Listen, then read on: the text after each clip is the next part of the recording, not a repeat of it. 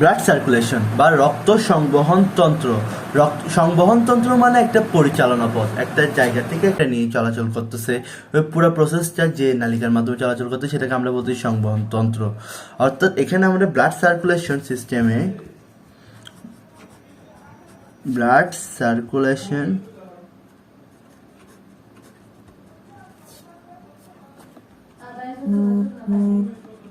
System অর্থাৎ রক্ত সংবহন তন্ত্র।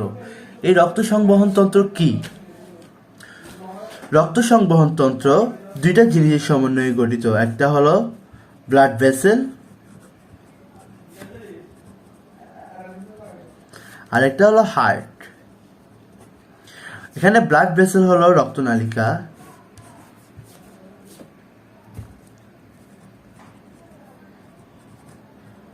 রক্তনালিকা সমূহ অর্থাৎ শিরা, ধমনী, কোষিক জালিকা, প্রতিটা রক্তনালিকা হলো ব্লাড ভেসেলের অন্তর্গত। আরেকটা পার্ট হচ্ছে হার্ট, যেটা হলো আমাদের পাম্পিং মেশিন, যেটা ত্রিকোণাকার লালচে বর্ণের। অর্থাৎ এই দুইটা মিলিত হয়ে একত্রে হার্ট রক্ত পাম্প করে এবং তা চলাচল করে আমার ধমনী, শিরার মাধ্যমে তা চলাচল করে পুরো বডি, প্রতিটা কোষে কোষে রক্ত চলাচল করে। এই যে রক্ত বললাম, তাহলে এখানে রক্ত জিনিসটা কি? What is blood? Blood blood হলো একটা তরল যোজক টিস্যু। ব্লাড কি? ব্লাড হলো একটা তরল যোজক টিস্যু, অর্থাৎ is a liquid connective tissue. অর্থাৎ সেটি কি করে? এক জায়গা থেকে তরল, এটা যেহেতু দেখতে তরল কিন্তু এটা অসংখ্য অসংখ্য কোষের সমন্বয়ে, কণিকার সমন্বয়ে, কোষের সমন্বয়ে গঠিত। এই জিনিসটাই তরল। এই তরল আমাদের কি করে? আমাদের প্রতি এক জায়গা থেকে অন্য জায়গায় সংযোগ, এমনকি পায়ের পাতা থেকে শুরু করে পুরো মাথার প্রতিটা সেল পর্যন্ত এটা একটা কানেকশন রক্ষা করে। তাই এটাকে বলা হয় একটা তরল যোজক টিস্যু। এই তরল যোজক টিস্যু ব্লাড দেখতে হয় লাল বর্ণের এবং এটা লাল বর্ণের অস্বচ্ছ, আর এটা ঈষৎ ক্ষারীয়। এখানে ঈষৎ ক্ষারীয় বলতে এটা কি বোঝায়? এর পিএস, আমরা পিএস মিটার সম্পর্কে জানি। পিএস মিটারে 7 হলো নিরপেক্ষ, 7 থেকে নিচে অর্থাৎ 0 থেকে 7 পর্যন্ত রেঞ্জটা হলো অ্যাসিডের, আর 7 থেকে 14 পর্যন্ত রেঞ্জটা হলো ক্ষারের।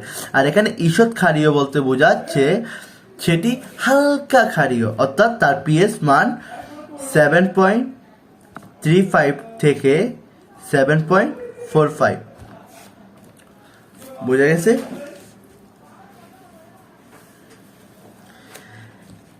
এখন তাহলে এই যে ব্লাড সার্কুলেশন সিস্টেম মানে সার্কুলেশন সিস্টেমটা গঠিত হচ্ছে ব্লাড ভেসেল এবং হার্টের সমন্বয়ে। এখানে ব্লাড ভেসেল বলতে বোঝাচ্ছে আমাদের ধমনী, শিরা আর কি, আর কোষিক জালিকা, অর্থাৎ যাদের মাধ্যমে ব্লাড চলাচল করবে এবং তা ব্লাডের কম্পোনেন্টগুলো আদান প্রদান হচ্ছে। আর আরেকটা হলো সেটা হলো হার্ট, যে এই ব্লাড সরবরাহটাকে পাম্পিং করতেছে, পাম্পিং করে পুরা বডির একটা পাতায়, পায়ের পাতা প্রতিটা কোষে পৌঁছাতে সাহায্য করতেছে, রক্তকে পৌঁছানোর জন্য সাহায্য করতেছে। এই ব্লাড সার্কুলেশন সম্পর্কে প্রথমে একজন বিজ্ঞানী বর্ণনা দেন। তার নাম হলো উইলিয়াম হার্ভে। তার নাম কি? উইলিয়াম হার্ভে, অর্থাৎ হার্ভে যে জিত সে করেছে রক্ত সংবহন তন্ত্রের জিত। অর্থাৎ উইলিয়াম হার্ভে আমাদের রক্ত সংবহন তন্ত্র সম্পর্কে সর্বপ্রথম ধারণা দেন কত সালে? 1628 সালে। এই রক্ত এক ধরনের মাতৃকা বা তরল পদার্থ, যার কারণে এই রক্ত আমাদের দুইটা কম্পোনেন্টের সমন্বয়ে গঠিত। এই কম্পোনেন্টকে আমরা বের করার জন্য বিজ্ঞানীরা অসংখ্য পরীক্ষা করেছে। এক সময় এসে বিজ্ঞানীরা দেখতে পেল একটা 100 সেন্টিমিটার একটা টেস্ট টিউবের মধ্যে,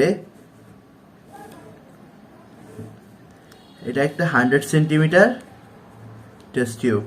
এই 100 সেন্টিমিটার টেস্ট টিউবের মধ্যে বিজ্ঞানীরা রক্ত নিয়ে এটা একটা সেন্ট্রিফিউজ মেশিনে যখন দেয়,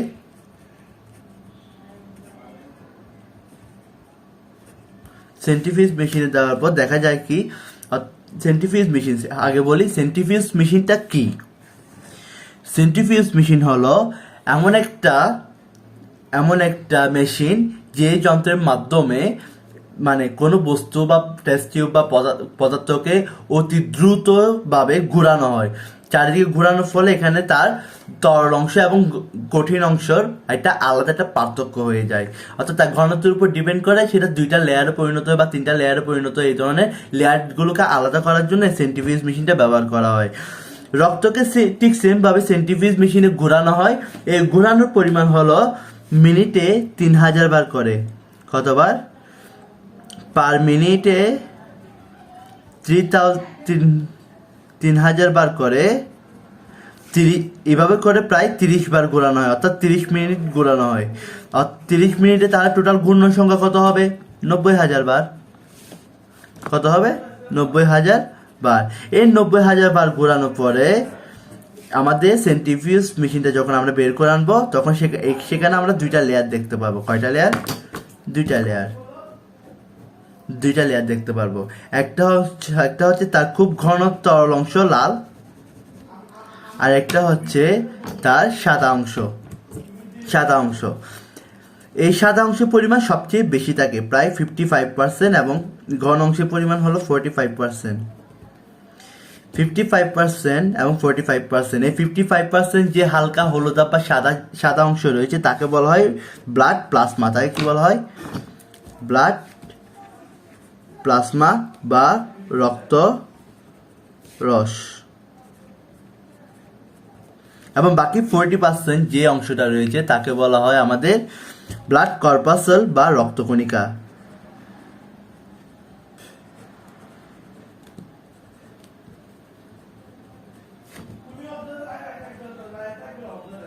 তাহলে এই পেজে যদি আমি সামারি বলতে যাই তাহলে শুরু থেকে আরেকবার বলে আসি। ব্লাড সার্কুলেশন সিস্টেম হলো রক্তকে সরবরাহ করা, আমাদের পুরা বডি জুড়ে সরবরাহ করা একটা সিস্টেম। এই সিস্টেম 2টা অংশের মাধ্যমে চালিত হয়। একটা হলো হার্ট, যেটা পাম্প করে, একটা জেনারেটর মেশিন বা পাম্পিং মেশিন। আর একটা হলো ব্লাড ভেসেল বা রক্তনালিকা সমূহ 3 ধরনের হয়: ধমনী, শিরা এবং কৈশিক জালিকা। এই কৈশিক জালিকা, ব্লাড ভেসেল এবং হার্টের মাধ্যমে আমাদের যে তরল অংশটা চালিত তাকে বলা হয় ব্লাড। এই ব্লাড দেখতে লাল বর্ণের, অস্বচ্ছ, ঈষৎ ক্ষারীয় মানে সামান্য ক্ষারীয়, যার পিএইচ মান যদি আমরা ধরতে যাই হয় কত? 7.35 থেকে 7.45। আর ব্লাডকে বলা হয় এক ধরনের তরল যোজক টিস্যু। কেন? কারণ এটা আমাদের পুরো বডি একটা কানেকশন রক্ষা করতেছে, পুরো বডিতে আমাদের সাপ্লাই দিচ্ছে এই টিস্যু। আর এই ব্লাডকে আমরা কি করতেছি, তার মধ্যে কি কি উপাদান আছে তা চেক করার জন্য সেটাকে আমরা সেন্ট্রিফিউজ মেশিনে মিনিটে 3000 বার করে 30 বার বা 30 মিনিট ঘোরালে টোটাল 90,000 বার যখন ঘোরানো হয় যখন টেস্ট টিউবটা বের করে আনতেছে আমরা 2টা অংশ পাচ্ছি। একটা হচ্ছে সবচেয়ে বেশি সাদা অংশ এবং এর চেয়ে কিছু কম ঘন একটা অংশ। সাদা যে অংশ পাওয়া যায় তার পরিমাণ 55%, আর একে বলা হয় রক্তরস বা ব্লাড প্লাজমা। বাকি যে 45% আছে তাকে বলা হয় ব্লাড কর্পাসেলস বা রক্তকণিকা। এখন আমরা জানবো প্লাজমা কি বা রক্ত রস। অর্থাৎ এই রক্তরসটা আসলে আমাদের সমূহকে দ্রবীভূত করে টোটালি একটা 100% ব্লাড তৈরি করতেছে। তাহলে এই যে আমরা সেন্ট্রিফিউজ মেশিনের মাধ্যমে একে আলাদা করে নিয়ে আসলাম, তার পরিমাণ কত পেলাম? 55%। এই 55%টা দেখতে কেমন? এটা হালকা হলুদাভ, মানে দেখতে হালকা হলুদাভ, মানে কেমন যেন হলুদ একটা ভাব চলে আসে। আর এতে সবচেয়ে বেশি পরিমাণ অর্থাৎ 90 থেকে 92% পানি থাকে। বাকি 8 থেকে 10% হলো তার সলিড ম্যাটেরিয়ালস বা কঠিন পদার্থ। এই সলিড অংশটা 2 ভাগে বিভক্ত, যা এই পানির মধ্যে দ্রবীভূত রয়েছে। সলিড অংশ 2 ভাগে বিভক্ত। একটা হলো তার জৈব অংশ বা অর্গানিক, আর একটা হলো অজৈব অংশ বা ইনঅর্গানিক।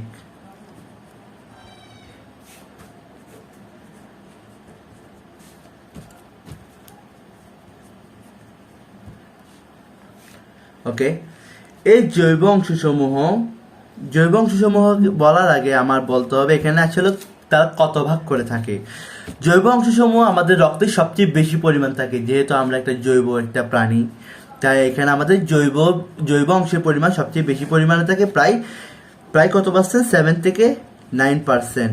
বাকি যে ইনঅর্গানিক পার্ট আছে তার পরিমাণ হলো 0.9% বা 1% ধরা হয় যেটাকে।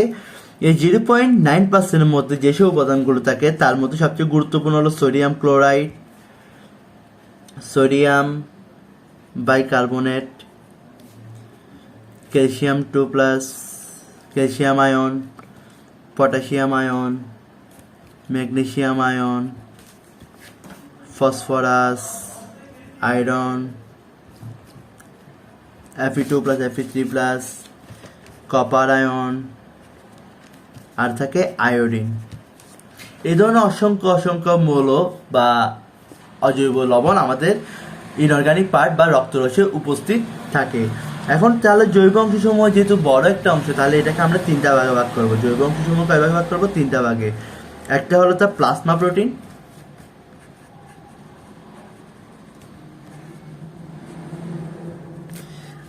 একটা হলো তার নাইট্রোজেনাস পার্ট, মানে নাইট্রোজেনাস বর্জ্য পদার্থের মতো যেসব পার্টগুলো আছে, আর বাকি অংশ হলো অন্যান্য, মানে এখানে অসংখ্য বিভিন্ন ধরনের উপাদান থাকতে পারে। প্লাজমা প্রোটিনের পরিমাণ হলো আমাদের রক্তের 7.5%, 7 থেকে 9%-এর মধ্যে 7.5% আমাদের কি থাকে? Plasma protein. এই প্লাজমা প্রোটিন সবচেয়ে গুরুত্বপূর্ণ একটা অংশ হলো অ্যালবুমিন, গ্লোবিউলিন, প্রোথ্রম্বিন,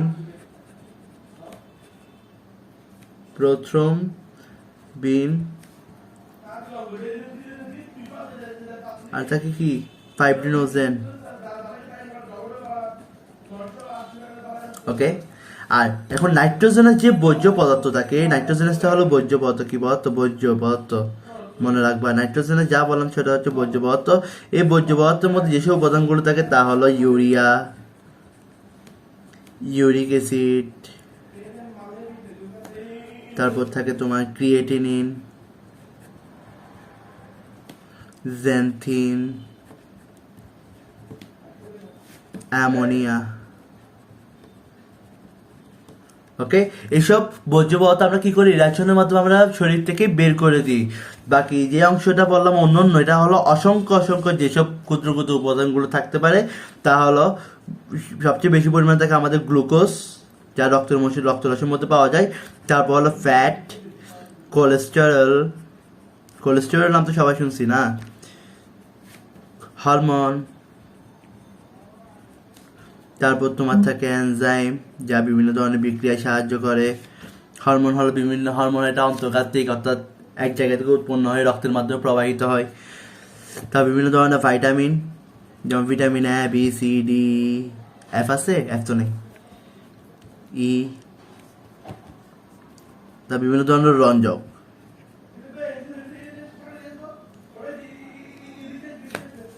রঞ্জকের মধ্যে মেনলি থাকে তোমার বিলিরুবিন, বিলিবার্ডিন, ক্যারোটিনয়েড ইত্যাদি।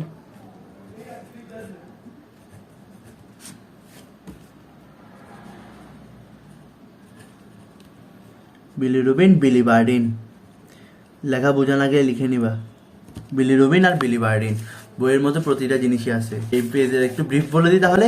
আমরা প্লাজমার যে 55% অংশ পাইলাম, এই 55% অংশের দেখতে কেমন? হালকা হলুদাভ, মানে একটা হলুদে ভাব পাওয়া যায়।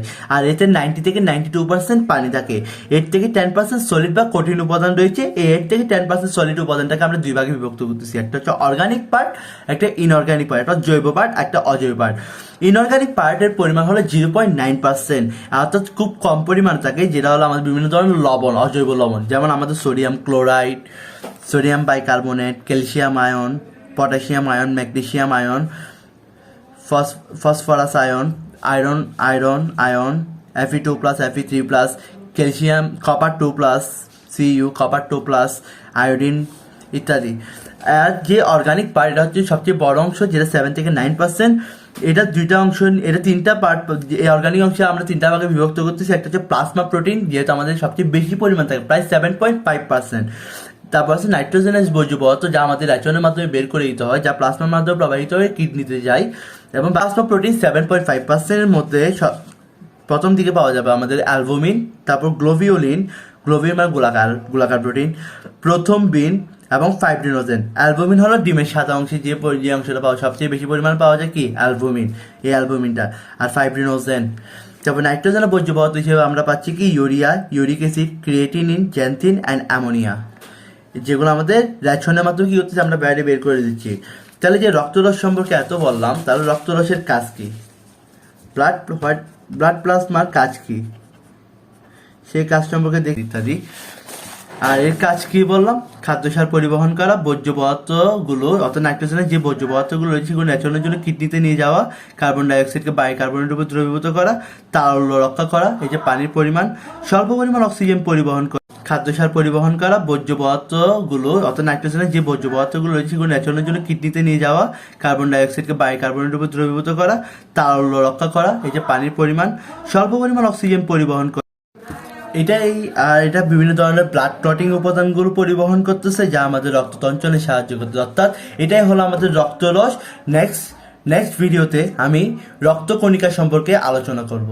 সে পর্যন্ত আজকের এই পড়াগুলো তোমরা আবার পুনরায় রিপিট করে নিবা, নিজের মতো করে লিখে নিবা। বইয়ে প্রত্যেকটা ওয়ার্ড আছে, সেগুলো তোমাদের জানতে হবে, পড়তে হবে, না পড়লে তোমরা এগিয়ে যেতে পারবে না। তাই বই পড়াটা আবশ্যক। ওকে, আল্লাহ হাফিজ।